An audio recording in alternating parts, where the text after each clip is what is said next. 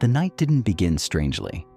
It crept in quietly, with the slow, familiar rhythm of tired footsteps on hallway tiles and the low hum of the refrigerator in the kitchen. Allison came home late, as she often did, shrugged off her coat, and tossed it onto the back of a chair without bothering to straighten it. She left her shoes by the door, filled a mug with hot water and lemon, and set it beside the couch, untouched, cooling, forgotten.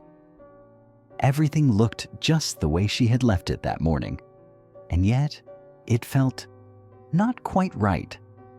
A sensation beneath the surface, like someone had entered the room and tried to put everything back exactly how it was, but didn't quite succeed. The air was too still, the shadows too long. She told herself it was nothing. Stress, maybe. She hadn't been sleeping much lately, and work at the clinic had been heavy with silence and sadness. But when she passed the hallway mirror and caught a glimpse of herself, pale, uncertain, and strangely distant, something shifted. A soft sound came from the kitchen. She froze. Not a knock, not a crash, just a brush of movement, like someone breathing in the wrong place. Allison stood motionless, heart climbing into her throat, ears straining through the thick silence. Then she noticed the keys. She always left them on the counter in the bowl beside the fruit. But now they lay near the front door, as if someone had picked them up and dropped them again in haste. The mug of tea, which had been cooling for over an hour, now sent up a faint thread of steam. Her mouth went dry. She backed away, step by slow step, until her shoulders met the wall behind her. Her phone was already in her hand, though she couldn't remember grabbing it. Her thumb found the emergency call screen like it had done it before, muscle memory wrapped in fear. The phone rang. Once, twice, 3 times. No one answered, but the line stayed open. A strange, low hum pressed into her ear, steady and unnatural, like the world was holding its breath. "My name is Ellison Moore," she whispered, her voice unsteady. The hum crackled softly, and some faint, irregular sound brushed her ear. Breathing. Not hers. Not human. And then the lights flickered once, twice, and failed. The last thing she saw was the mug of tea trembling slightly on the table. Then the screen of the phone lit up her face in the dark. Just long enough to see her own wide eyes before it, too, went black. Darkness took the room, and it took her with it. At first, Allison thought she had fainted. The floor beneath her felt hard, not like the wood in her apartment, but smooth and slightly warm, like plastic or old linoleum. Her head throbbed with a dull ache, as if she'd been asleep far too long or held her breath for too many minutes. She opened her eyes slowly, half expecting to see her living room bathed in morning light. But there was no light, and this was not her home. The room was large, empty, and humming with quiet electricity. Rows of desks formed a half circle around her, each one equipped with an old-style telephone, dusty monitors, and headsets resting silently like relics. The air smelled faintly of static and something dry, like old paper or filtered air that hadn't been refreshed in years. No windows, no clocks, no signs of life, and yet something in the walls felt alive, as if the room itself was listening. She stood slowly, knees shaking beneath her, and turned in a slow circle. Her reflection stared back at her in the dark glass of a nearby partition, pale, confused, and smeared slightly at the edges, like a memory she couldn't quite hold on to. Her first instinct was to call out, but her throat refused. Something told her not to speak. A faint buzzing came from the far end of the room. She took a step toward it, her bare feet silent against the floor, and passed by one of the old desks. On the monitor, a single line of white text blinked on a black background. Call received, 12:08 a.m. Status, in process. The timestamp meant nothing to her.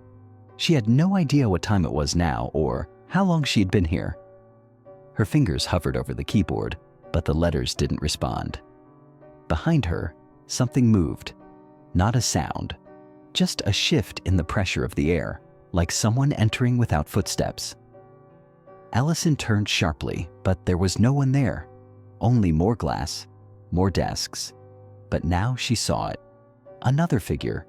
Across the room, half hidden by the glass, a person sat slumped in a chair, face turned away, completely still. A man, maybe. Her heart jumped.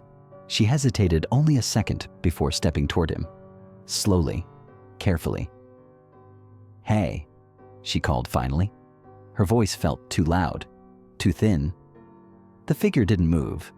As she approached, her steps slowing, she saw that his headset was still on, and the phone on his desk was blinking red, as if someone was still trying to reach him. He looked asleep or unconscious, but when she reached out to touch his shoulder, he vanished.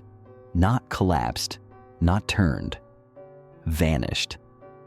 Air rushed past her face like someone had exhaled right beside her. Her skin went cold. And then, from the corner of the room, she heard it. The faint, echoing chime of another phone beginning to ring. Allison followed the ringing down a darkened corridor. The sound faded as she moved, like it didn't want to be found. But the hallway beckoned her forward with a strange gravity. Overhead, cold fluorescent lights hummed and flickered every few steps. Her bare feet whispered along the smooth floor, and with every turn, the world behind her felt more distant, as if she was walking out of her life. The corridor ended in a room that looked like a waiting area, or what remained of one. Plastic chairs lined the walls, some bolted down, others toppled. An empty water dispenser stood beside a blank vending machine. The air was still, dry, almost clinical. And she wasn't alone. 3 people sat in the chairs, spaced apart as if unsure whether they were supposed to acknowledge each other. A man in his 60s, hunched forward, hands trembling in his lap. A woman around 30, staring blankly at the floor, her jaw clenched. A teenage boy, knees drawn up to his chest, wide-eyed and silent. Allison stepped into the room cautiously, her presence barely noticed. The woman glanced at her, blinked slowly, and looked away again. No one spoke. The silence was not oppressive. It was expectant, like the air was holding its breath. Above them, a screen flickered to life. No one had touched it. White letters on a black background began to scroll slowly, deliberately. "You are not dead. You are not alive. You have been received." The boy flinched. The older man's breathing changed, heavier, more uncertain. Allison felt every muscle in her body tense, her mind running through questions she didn't want answers to. What had she called into? What kind of place answered? The younger woman finally spoke, her voice dry and brittle. "We all made the same call." Allison turned. "What do you mean?" "We dialed 911, the woman said. "But this is who picked up." No one knew how long they had been there. Time had no rhythm here. And worst of all, no one remembered what came just before. Only a feeling of falling, of silence, and then waking up in the dark. They had been waiting, but none of them knew for what. The waiting room was not built for comfort, and the people within it felt the weight of the silence pressing down like a stone on their chests. Allison's eyes kept drifting to the doors lining the corridor beyond the room. Numbered, heavy, unyielding. They seemed ancient, rusted around the edges, but somehow untouched by time. Each held a promise, or a threat. For what felt like hours, no sound disturbed the quiet, except the low hum of electricity and the occasional flicker of the screen above the chairs. Then, almost without warning, one of the doors creaked open. The sound was sharp and sudden, tearing through the stillness like a scream. A blue light poured into the hallway, cold and artificial. Allison's breath caught in her throat. The others stiffened. "Don't go," the older man whispered, voice trembling. But the blue glow was hypnotic. Allison stepped forward, drawn as if by some invisible thread. The light cast long shadows, turning the edges of the corridor into darkness that seemed to watch. "Is it safe?" the teenager asked, voice barely audible. "No," Allison said, her own voice uncertain. "But we have to try." She reached out, fingertips brushing the cold metal of the doorframe. The light inside flickered, revealing a narrow staircase leading down, deeper into the unknown. Behind her, the silence was broken by a sudden, low mechanical noise. A distant clank, followed by the faint sound of footsteps. Someone or something was coming. The three others gathered close. Fear settled over them like a fog, but so did a fragile hope. Maybe the door was a way out. Maybe it was a trap. Ellison took a deep breath and stepped inside. The cold metal stairs groaned beneath their footsteps as Ellison led the small group deeper into the unknown. The narrow walls pressed in from either side, the flickering lights overhead, casting long, jittery shadows that danced with every cautious step. The air grew colder with each descent, heavy and stale, as if the space itself exhaled a silent warning. Ellison's heart pounded, echoing in her ears, louder than the creaking pipes. She glanced back. The others followed closely, their faces pale but resolute. No one spoke. Words seemed futile in a place that swallowed sound. Halfway down, the faint hum of electricity began to shift. A new sound threading into the silence, distant but unmistakable. Somewhere ahead, beyond the final steps, a low mechanical pulse beat like a trapped heartbeat. A sudden draft brushed past them, carrying a scent that was strangely familiar. Cold metal mixed with something sweeter, like old perfume, or memories just beyond reach. Ellison reached out and touched the damp wall, feeling the rough texture of rusted pipes beneath her fingertips. "Are we even real?" the teenager whispered behind her, voice trembling. "Or is this a kind of waiting?" Ellison didn't answer. She focused on the staircase that ended at a heavy door. This one unnumbered, unlike the others. It was scratched and dented, the paint peeling away to reveal cold steel underneath. A faint glow leaked from its edges, pulsing softly, beckoning them forward.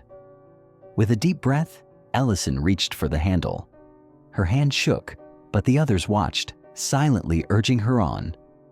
The door creaked open, revealing a room beyond, vast, shadowed, and alive with quiet movement. They stepped inside together. The waiting was over, but the truth had only just begun. The room was vast, larger than any Ellison had expected, but swallowed in shadows that seemed to crawl along the walls and ceiling. Filing cabinets stood in rows like forgotten monuments, their drawers hanging open, spilling yellowed papers and cracked photographs onto the dusty floor. The air was heavy with the scent of old ink and dust, and the faintest whisper of voices, almost too soft to hear, curled around the edges of the silence. Ellison's fingers traced the edge of a scattered photograph, its image blurred but haunting. A family portrait, faces twisted in a mix of fear and sorrow. Behind her, the others moved cautiously, their eyes darting to every flicker on the monitors, every shifting shadow that seemed to flicker at the periphery of vision. The flickering screens showed nothing but static, but occasionally a brief image would flash. A street scene, a child's laughter, a glimpse of a face Ellie thought she recognized, but could not place. Every time, it vanished as quickly as it appeared, leaving only questions. A sudden clatter echoed from the far end of the room, making everyone jump. The teenager's voice was barely a whisper. "Do you think they remember us?" Ellison swallowed hard, the silence pressing in. "Or maybe we're the ones forgotten." The room felt alive, not with people, but with memories. Memories that refused to rest, trapped in some endless loop of waiting.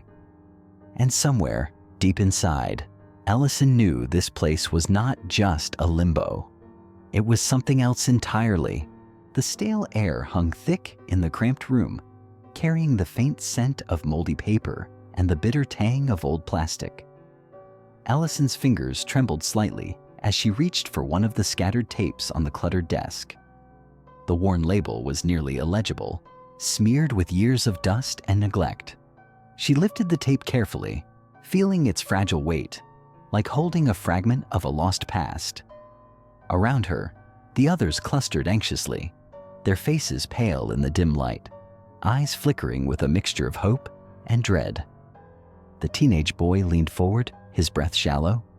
The older man clasped his hands tightly, knuckles white. The young woman sat back, jaw tight, watching Ellison as if the answers she sought would come from the crackling hiss of the tape. Ellison slid the tape into the ancient recorder, her fingers pressing the buttons with a soft click that seemed far too loud in the silence. The machine whirred to life, spitting a static hiss that filled the room, followed by a voice, faint, distorted, but unmistakably human. Help. Trapped. Don't forget. Remember. The words were fragmented like shards of a broken mirror, each piece reflecting a glimpse of a desperate plea. Ellison closed her eyes, letting the sound wash over her, the voice threading into the shadows that gathered at the corners of the room. Who is this? The woman whispered, her voice cracking under the weight of fear and wonder. Ellison swallowed hard, her mind racing. This was more than a random recording. It was a message, a warning from those who had been here before them, lost in this liminal space. The faint hope that they were not alone mingled with a gnawing terror that whatever had trapped those voices was still here, watching, waiting. Suddenly, the tape hissed louder, the voice growing urgent. Beware, it feeds on memories. Do not forget, or it takes you forever. A cold shiver ran down Ellison's spine. She looked at the others. Their faces mirrored her own growing dread. The room felt alive, as if the walls themselves pulsed with hidden energy, shadows writhing like living things just beyond sight. Is it some kind of entity? The teenager asked, voice trembling. Ellison shook her head slowly, but couldn't deny the thought creeping into her mind. This place was not merely a waiting room or a purgatory. It was a trap, a hungry void feeding on the minds and memories of those who called out for help. Then we have to be careful, the older man said, voice low but steady. If it's feeding on us, on our memories, we can't lose who we are. Ellison nodded, swallowing the lump in her throat.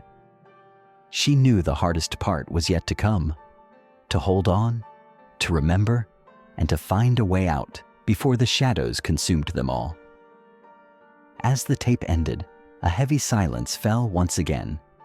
But now the silence was different, charged, alive, as if the room itself waited to see what they would do next.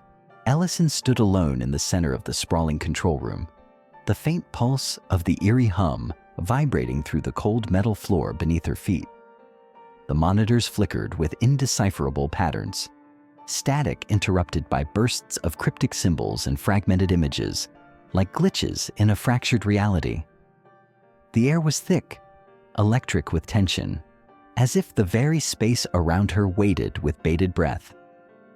Her heart pounded, every beat syncing with the rhythmic pulse that seemed to echo from the depths of the building, or perhaps from somewhere within herself.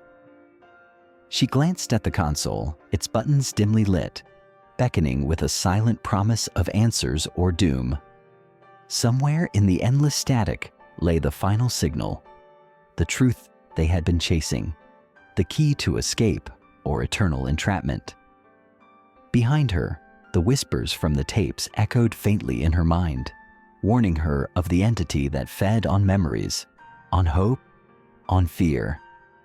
It had been watching them, probing their minds, waiting for a crack, a weakness to consume. She could feel it, a cold presence curling in the shadows, stretching its intangible fingers toward her. Allison's fingers hovered over the console, hesitating. She knew that pressing the final sequence could either sever the connection to this place or unleash something far worse. The choice was hers alone. A sudden, sharp noise broke the silence. A mechanical clang reverberated through the room, followed by a whisper that was not from the tapes, but from deep inside her own thoughts. "Remember who you are," it said softly, yet with undeniable urgency. Closing her eyes, Allison summoned every fragment of her fading memories. The laughter, the pain, the love she had buried deep within. She forced herself to hold onto the core of her identity, the essence that the entity sought to steal. With a trembling breath, she pressed the sequence. The monitors flared to life in a blinding cascade of colors and symbols, the hum rising into a deafening crescendo. The walls seemed to ripple and warp, the shadows retreating as if peeled back by an unseen force. For a moment, time itself seemed to stretch, a suspended breath between existence and oblivion. Then, silence. Allison opened her eyes to find herself standing outside, bathed in the pale light of dawn. The cold air filled her lungs with a clarity she hadn't felt in what seemed like ages. Behind her, the building stood silent, its dark windows staring like empty eyes. She looked down at her hands, steady, real. The memories were still there, vivid and unyielding. A distant sound broke through the morning stillness, a faint, almost imperceptible ringing, like a final signal fading into the ether. Allison smiled, a bittersweet curve of relief and sorrow. The waiting was over, but the echoes would never truly leave her. Years had passed since that cold dawn, when Allison finally stepped out of the shadowed labyrinth. Life had moved forward, relentless, messy and beautiful in its imperfections. Now, sitting by the rain-speckled window of her small apartment, she held a worn notebook, its pages filled with the fragile threads of memory she had fought so hard to keep. Her fingers traced the faded ink, each word a tether to a past that sometimes felt like a dream, distant, unreal, yet impossibly vivid. She breathed deeply, the quiet hum of the city outside blending with the soft tapping of rain against the glass. "I was lost in a place where time stood still," she began softly, her voice barely above a whisper. "A place that fed on fear, on forgotten memories, but also on hope. I was trapped between moments, caught in echoes that were not mine, yet felt like they had been with me forever." She paused, eyes glistening with the weight of all she'd lived through. "But what saved me wasn't just the fight to escape. It was remembering who I was beneath the shadows, holding on to the pieces of myself that no darkness could consume." Allison smiled faintly, the kind of smile that carried both sorrow and strength. "I tell this story not because I want to scare you, but because sometimes the most terrifying places are the ones inside us, and the only way out is to face them, to remember, to hold on, and to keep moving forward." The rain slowed, and for a moment, the world outside seemed to pause with her. She closed the notebook gently, a final breath of peace settling over her.